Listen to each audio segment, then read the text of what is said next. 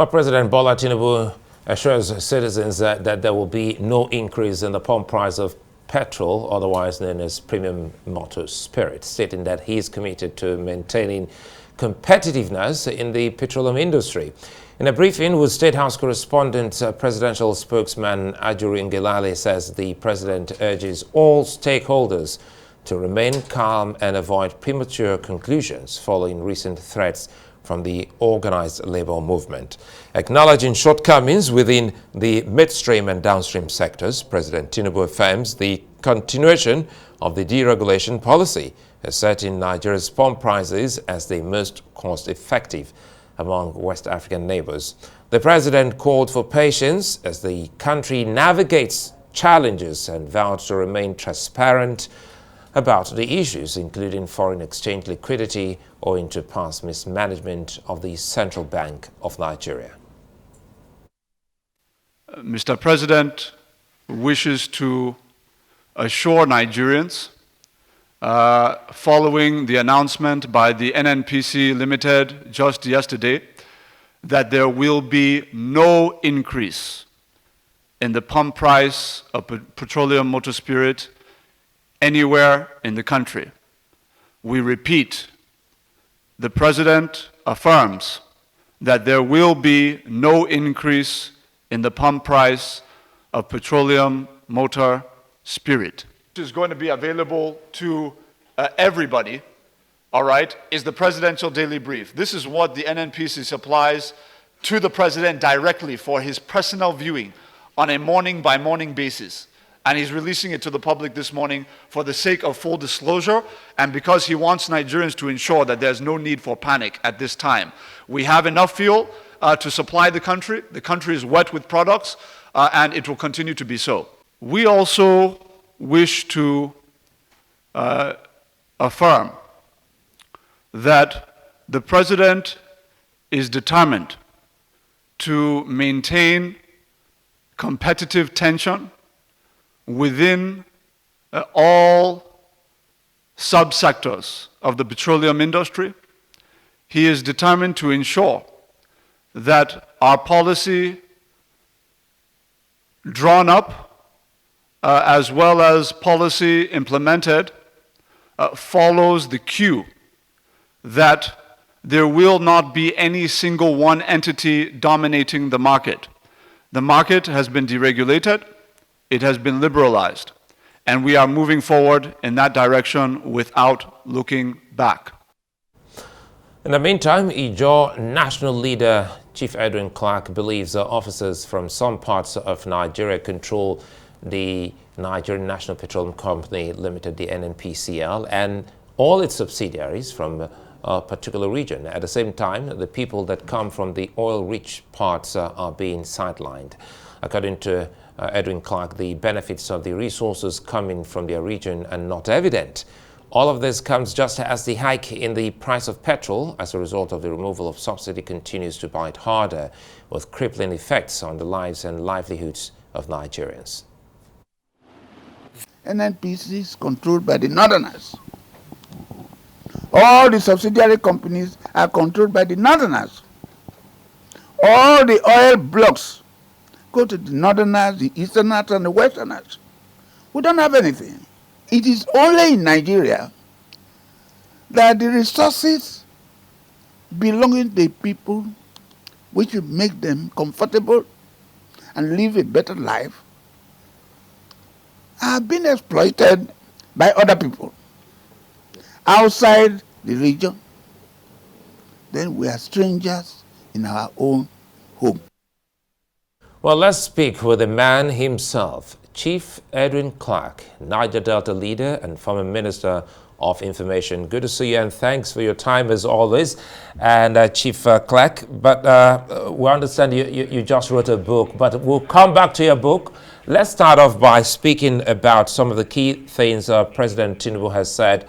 Nigeria under Tinubu has been a challenging one. Did you expect this? Thank you. Well, say it again. You know, I'm looking at some of the key things the president is dealing with. For instance, subsidy removal, which is still a big pain in the lives of Nigerians. Did you see this coming? Well, thank you very much. I must confess that this oil subsidy has been a problem in this country for years. And that I remember in 2012, when the President Jonathan removed the subsidy, there was hue and cry. Put his government down, pull it down. And Nigerian leaders, particularly those who are now in the present APC, gathered every money, every day in the Keja, where they even fed the demonstrators, kicking against what Jonathan had done. And the protest was so much that President Jonathan was forced to review what he had done. Then it was one of the principal areas of campaign against Jonathan by the APC in the 2015 general election. They said that subsidy was a scam. But who were surprised when the new government of President Buhari took over? He started to operate the country, this particular area of subsidy, as if it was secret between him and the Minister of Finance. They were paying so much money, unknown to Nigerians, and so at a certain time they said their subsidy has been abolished. Subsidy has been abolished. And to that extent, I do not think there was provision for it in the 2021 budget. But for it to reappear and say, postpone it until the new government takes over. So they were postponing the evil day. And they did this until the elections were held. No provision was made for subsidy after June 2023. So everybody was waiting. But thank God, when the president took over, he had now the withdrawal of subsidy, the cancellation of subsidy, to the joy of every Nigerian. But many of us thought that for the president, after the election, to have spent 1 month outside Nigeria, particularly in Paris or in London, I cannot say. One would have expected that he will prepare what he will do immediately the subsidy was removed. So what happened? It was just like putting the cart before the horse. I think that's the problem we are facing today. Otherwise, it was a good decision applauded by all Nigerians. Okay, Chief Clerk. Yes, go on. Okay, good. Let me comment here because we have a lot to talk about tonight before we get to your book.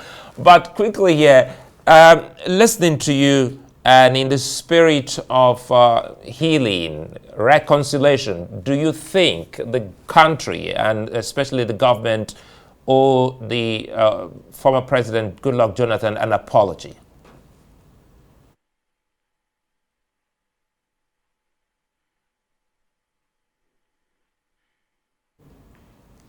Chief Clerk, it looks like perhaps you lost me there. If you can hear me, I'm asking, listening to some of the key... well, Chief Clerk, I think I lost you, the connection to you.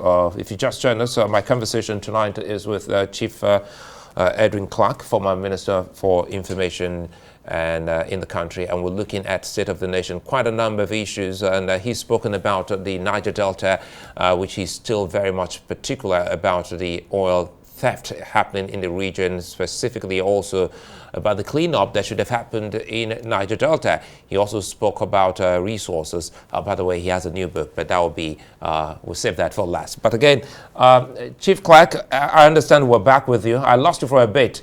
Now that I can get to you, I was asking, listening to you, taking us down history lane, do you think the present administration or the country or President Jonathan an apology? Well, I wouldn't say they owe him an apology. They were playing politics. They played politics with it. They knew that there was no need to have what you call oil subsidy when nobody knows the quantity of oil being consumed in this country. We don't know how many vehicles are in this country. Sometimes people will say 40, 60, and so forth. And I do not think the Jonathan had done his best, and they have learned a lesson in a very hard way. And for the past president, President Buhari, to play politics with the oil subsidy is very upsetting. He said recently that if he had removed oil subsidy, APC could have lost the election. So he was playing politics with it, not in the interest of the Nigerians. I think the question of apologizing to President Jonathan does not arise because we were all involved, and that's politics. But they have seen things for themselves that today people will be buying fuel above 600 naira. It's unimaginable. You can imagine young people going to work, some receiving 30,000 naira a month, and transport alone is not consuming whatever they earn. No, they have no more money to pay rent, to eat, to send their children to school. And I think that it is very, very urgent. Let's remove politics from it, that the president has to pay attention to the issue of providing for the people who are suffering under this removal of oil subsidy. Even though people believe it does not exist, but they have that perception that they were gaining something from the oil subsidy. That is the problem. So I think the issue of, as I said, apologizing to President Jonathan does not arise. Thank you. Well, over the years, you've played a leading role in the fight against corruption, even in your own state of Delta State. Specifically, you've also spoken about the approach of developing the Niger Delta region. Speak to us about what you think this government should do to perfectly fix the issues with the Niger Delta region. Well, thank you very much. I think almost every federal government has been very unfair to the people of the Niger Delta, who produce the golden egg. We have been neglected, as I said earlier on. It is only in Nigeria that oil-producing communities or states are poorer than those who do not produce oil in their yards, in their land. For instance, if we are to go to the United States of America, where we got our Constitution from, California, Texas, and other places that produce oil in the United States are wealthier than other places. But here today, we are not in the oil industry. Nobody has oil blocks. Everybody, particularly the northerners, the westerners, and the easterners, they have the oil blocks. There are about 47 major oil blocks. shared among them these various places. We don't have. Only one that was given to Little Bridge. Water Polo Polo. But we cannot lift oil. We are not in the market. We don't bring refined products. We are out. Even the marginal oil fields, they just are not there. Niger Delta people are not there. What is wrong? That I have to go to Daura in those days to meet Mr. President for the benefit of the oil produced behind my backyard. And he will give me terms. No.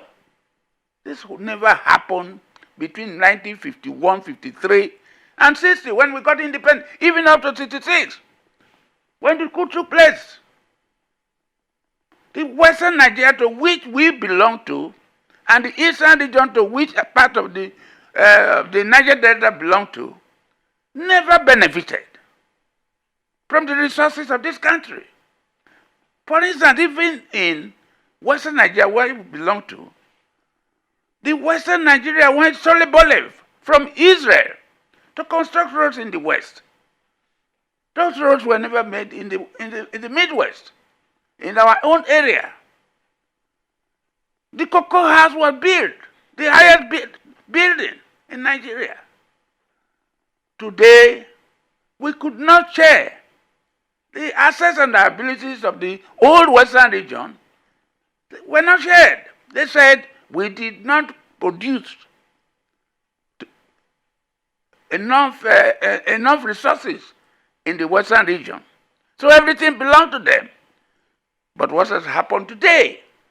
The same Western Nigeria, 6 states, now come to Abuja to collect monthly allocation from the resources produced in the Niger Delta, which was earlier neglected, abandoned by the Western Nigerian government and Eastern Nigerian government. So this is the irony of the situation. To imagine that we are among the poorest people in this country is unimaginable. There are no jobs for our boys, and the little oil refinery they called illegal to feed themselves, declared illegal, destroyed, to produce more pollution in our area. What have we done to Nigeria? So these are the questions I ask. I'm now 96, and I look at it. What have we benefited from this country? The oil has now been a cause. We can't continue like this. Certainly. So I'm appealing to the president, government of Tinubu, President Tinubu. Good. To do something for us. Otherwise, we cannot continue like this. Well, Chief Clerk, let me jump in here. I'm not saying that the oil. Apologies, I'm just looking for... Yes, come in. Yes, let me come in here.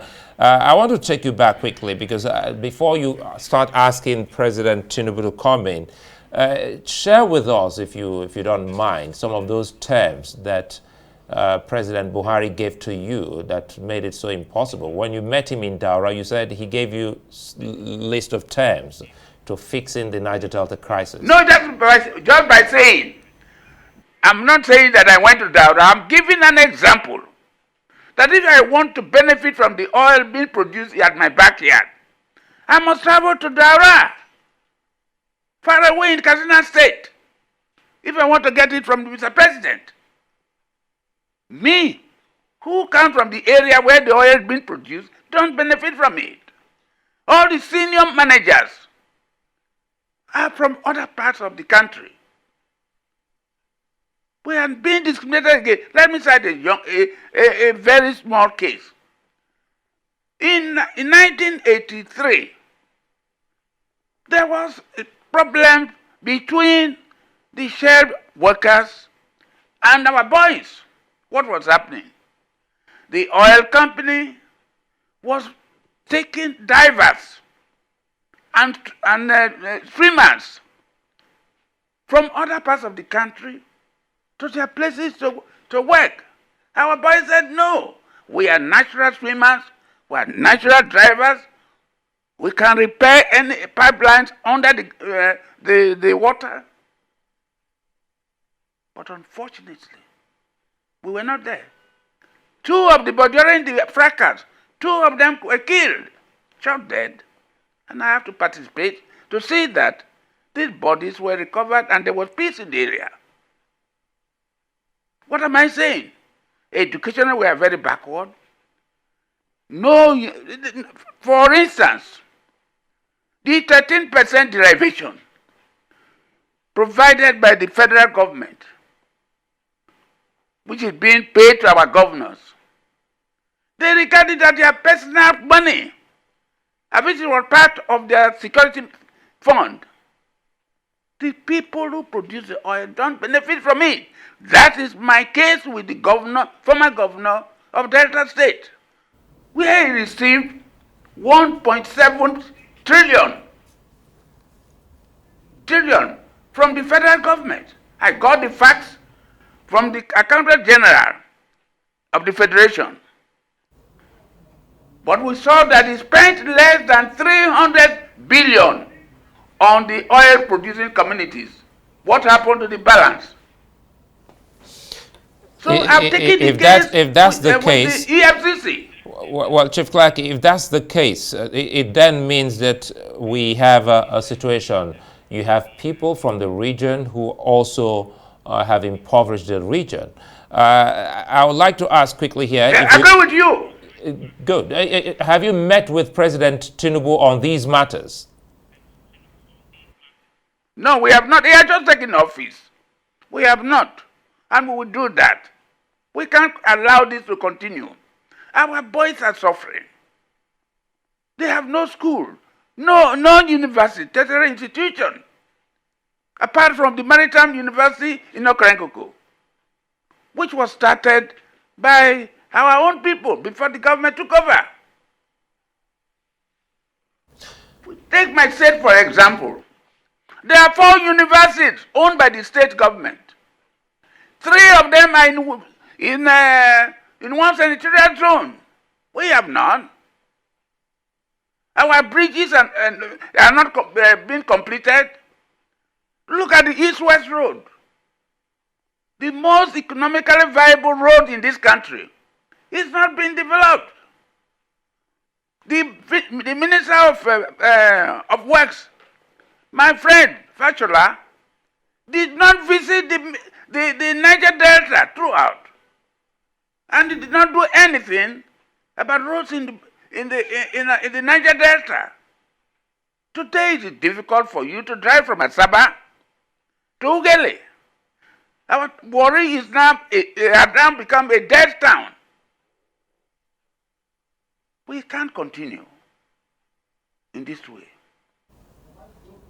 So our boys have been branded as militants and so on, but they must fight for their rights. And we are behind them. If all that we are saying, we are now in the age of intelligence, of not going to fight with guns again, but we are behind them if they legitimately fight for their rights. Enough is enough. For instance, we submitted 16 points program to the former president, President Buhari, on the 1st of November 2016, because the job boys, youth who were destroying pipelines, vandalizing, stealing oil, to the extent that our earnings were dropping, we came in, formed what we call PANDEF, and we stopped the vandalization of the oil. But what happened? We now put 16 points and came to, I led 100 delegates from the Niger Delta, from the 6 states, first-class chiefs, and all of us, former governors and so on. We went to the Aso Rock, submitted a 16-point program. One of them, we wanted the oil companies to relocate their operational centers to where the oil is being produced. Let me come in here so that we have a lot, and I'm hoping that the conversation will continue where you meet President Tinubu, because if you recall, in 2019, Fashola spoke about the East-West Road. Then he did say it was not under the Works Ministry, and in 2022, we also recall that about 506 billion was earmarked for the East-West Road by the federal government. But again, that's a conversation that I'm hoping you will have with the president when you finally let me answer that. Quickly then, go ahead. Let me answer that. Yes, the Ministry of Niger Delta was in charge of the East-West Road, but no proper allocation was made to that ministry. And recently, the present president of the Senate was then the Minister of Niger Delta. He said that about 75 billion naira made available to him to construct the East-West Road was later taken from him and given, and that the East-West Road was now the responsibility of the Ministry of Works. So he did not spend that money. They took it from him. So it's not true that 500-something billion naira was voted for that road. Nothing was voted for it. For instance, there was to be a rail line from Calabar via the coastal areas to Lagos. But Amechi, who was the transportation minister from the Niger Delta, was more carried away to keep his office by worshipping the president, building transportation schools in Daura, building railways to Niger State, Niger country, Niger. So we can't continue with that. Today, he's back now. He's no more in office. He has not been able to go home. He's ashamed. What has he done for his people? Similarly, you know, now you're asking some Niger Deltans or southern people what they've done for the region. The good thing here, Chief Clerk, is that the former minister is now the Senate president. So we have these people to ask questions. But again, so that we don't stay much on that. You know, recently you must have been following the developments, and we saw Asari Dokubo openly declare his support for President Tinubu and has warned anyone seeking to disrupt the administration. What do you make of this? Look, Asari Dokubo there is nothing wrong in Asari Dokubo declaring his support for President Tinubu. We all have a right to support whoever we want to support. He's not doing it on behalf of his people. He has never said so.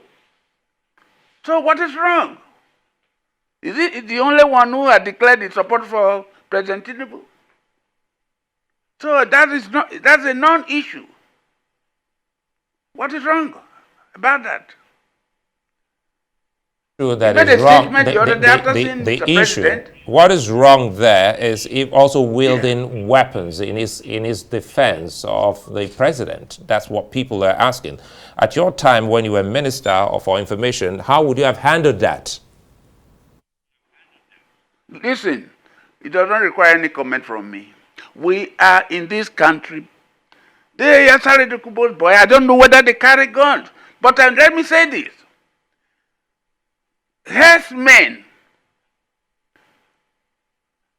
carry AK-47, killing people, maiming people. Go to the plateau now. So Asari Dokubo, if he's carrying gun, you're not the only one. So I just want to give you that example. We have a government. That government should be able to maintain law and order in the country.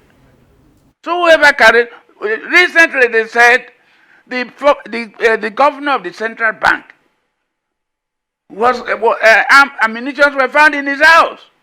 For that, he had been detained for such a long time. So, what for all the other people carrying AK-47 unchecked?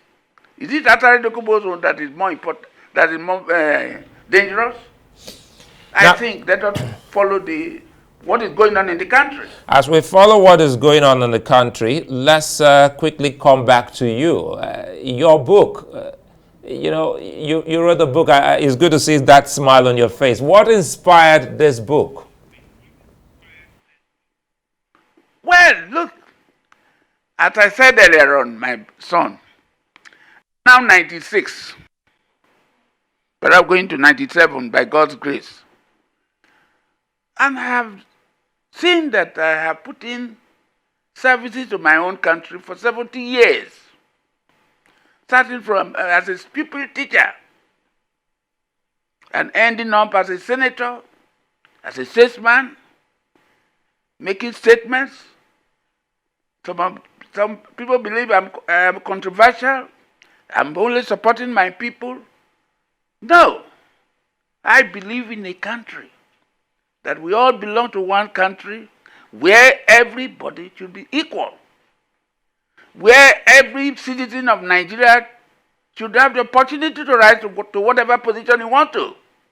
It's not meant for a group of people and others as second-class citizens. No. So I thought, I've been making statements, both on the television, radio, and newspaper press conferences. But I thought I should leave something behind as a legacy. Let people read what I've been talking. And they should be able to pass judgment on me from my book. Not what people say I've said. And so for some time now I've been writing this book. And I call it Brutally Frank, because of the comments I made about the state of the nation. And I took this problem from a commendation made on me by my principal, General Yakubu Gowon, when I was his minister. He said that I'm very loyal to his country. In tribute when I was celebrating my 90th birthday, he said that Chief Clark is very loyal to his country, very dedicated to his job, and is brutally frank in whatever he says. So I picked the title of my book from that commendation made by my principal when I was 90. That's why I called the book, which is here with me now, Brutally Frank. The beauty. Yeah, the beauty. We're rounding off. The beauty of this is, have you been able to see young people? You started very early, very young, and the good thing is that you're still very strong, and you just penned out a book. What should younger politicians look towards when they talk about Papa Edwin Clark? Well, this book is about 700 pages. I've spoken about my family background. I've spoken my early age, life in my early age. I was a teacher before I went abroad to study law in 1961. And since then I've been working. First of all, as Commissioner for Education in Midwest. And during that period, the governor gave me the opportunity to build up a university, MIT, which is today the University of Benin, one of the best universities in Nigeria today. I was responsible. For 5 years, I was the pro-chancellor of that university. So I helped build many more schools. For instance, in my own division, Western Niger, there was only one grammar school in 1968. But by the time I left Ministry of Education in 1971, I had built 10 grammar schools. More people have been educated. Education was free to all girls. Having that, and I said, no. There were two things I have to do before it pleases God to call me home. One, institute a private university.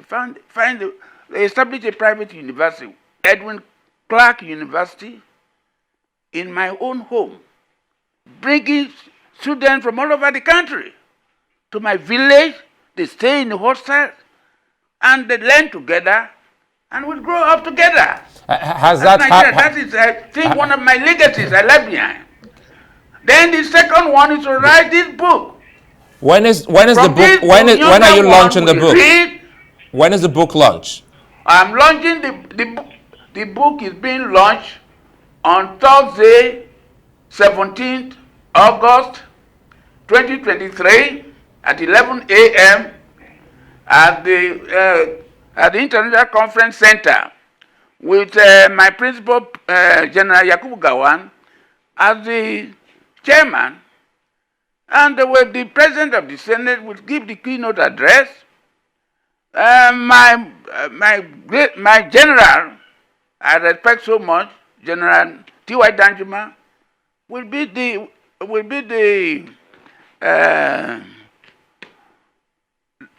launch the book.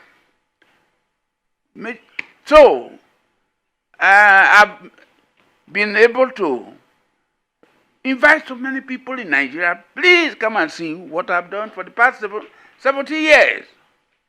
Well, let me say this as we wind down. Let me say this as we wind down. You know, Papa Clark, you know what I just did?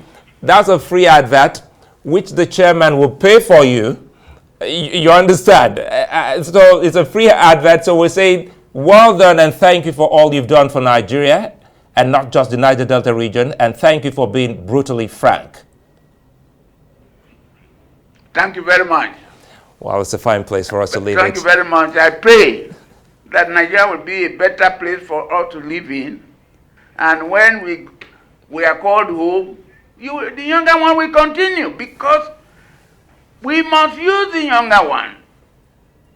I thought that President Tinubu will bring the young technocrats in this country into his cabinet, and not to repeat the old politicians.